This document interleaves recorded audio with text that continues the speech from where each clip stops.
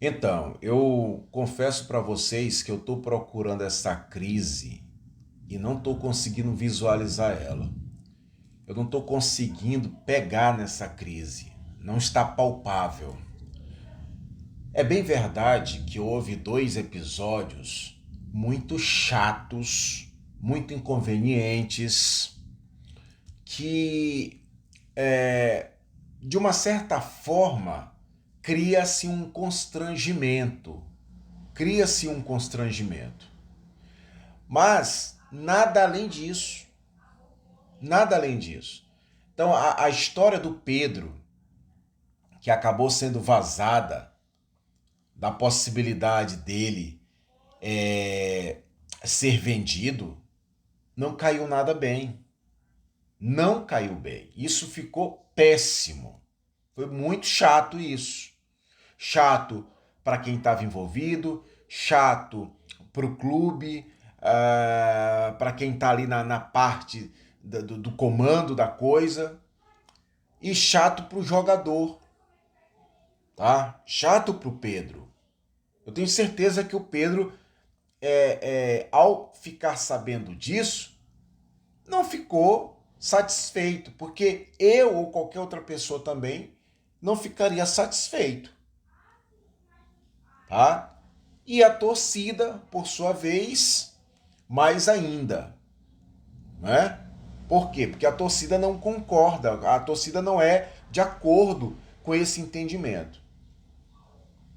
Aí passou um bocadinho de tempo, vem essa história do Mickey Johnston, jogador desconhecido, tá? Que estava jogando ou atua na segunda divisão do futebol inglês, entendeu? E que de uma hora para outra veio à tona que o Flamengo estaria contratando esse jogador. Com todo respeito ao profissional, tá? Mas eu acredito, como a grande maioria acredita também, que esse jogador não está à altura, não tem o nível desejado para atuar no Flamengo. Mas Jackson, como é que tu sabe se o cara nem veio para jogar? Não precisamos pagar algumas coisas para a gente ver. A gente pode pegar o caso do Juninho para entender que a aposta no Juninho por um valor baixo, ou seja, você contratar um jogador num valor abaixo do que está à venda ou que tem no mercado, não necessariamente vai se ter retorno. E ainda que tu diga, discursa dizendo, ele não dá retorno, mas também a gente não teve prejuízo porque não foi caro, vírgula, ponto. O interessante é ele sair barato e dar o retorno lá no campo. Mas isso até agora, por exemplo, não aconteceu. Até então não aconteceu. Mas, pessoal, considerar esses episódios como crise ou motivo para dizer que a partir de então a gente tem uma crise, eu acho que é muito exagero, tá? Eu acho que a tentativa acaba sendo para se instalar uma crise diante dos fatos. Porque, como se sabe, a marca Flamengo chama a atenção e aí eu pego carona nessa onda, eu surfo ela, falando bem ou falando mal, eu vou ter algum tipo de retorno, eu vou ter algum tipo de resultado. É como eu vejo quando notícias que envolvem a palavrinha mágica do caos, chamada crise, ela é usada sucessivamente para realmente se instaurar uma crise.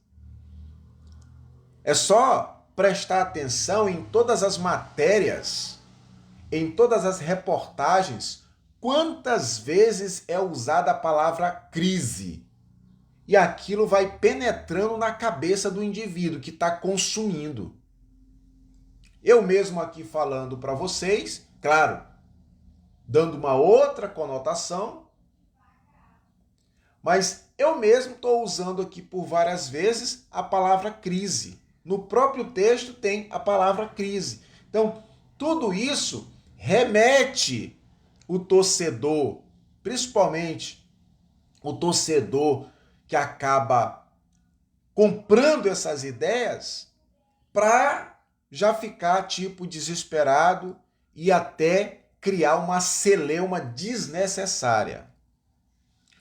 O BAP, como presidente ou como chefe maior, e isso pode acontecer ou vai acontecer em qualquer empresa, ou trazendo para dentro da nossa própria casa, o chefe de família sendo o homem ou sendo a mulher, vai chamar a atenção dos seus filhos, das suas crias, ou daqueles que estejam sobre a sua subordinação, mesmo ele dizendo ou ele dando autonomia para certas coisas. Então o que eu estou querendo dizer é o seguinte, o BAP, sempre que entender que ele vai ter que chamar o senhor Boto para sinalizar que ele não está de acordo com isso ou com aquilo, ele vai fazer. Até porque é papel dele fazer. Então não quer dizer que ele deu ali carta branca pro Boto atuar no departamento de futebol, que o Boto não possa ser chamado a atenção dele. Né? O Boto não possa ter a sua atenção sendo chamada pelo presidente BAP. Aí, por que eu falei de instauração de caos? Né? O parquinho pegando fogo e o mar pegando fogo para a gente comer peixe assado ou estorricado, quanto mais assim melhor. Por quê? Porque a gente vai ler algumas coisas, matérias, reportagens e coisas parecidas, aí a gente vê lá na reportagem, Flamengo não levou psicólogo para o Mundial. Decisão desde o tempo de Landim, que abriu mão desse profissional. E o que tu acha, Jackson? Eu acho fundamental ter um psicólogo para estar fazendo esse trabalho de suporte emocional para os atletas. É a minha opinião, é a minha visão, é o meu entendimento. Mas isso já é motivo para crise?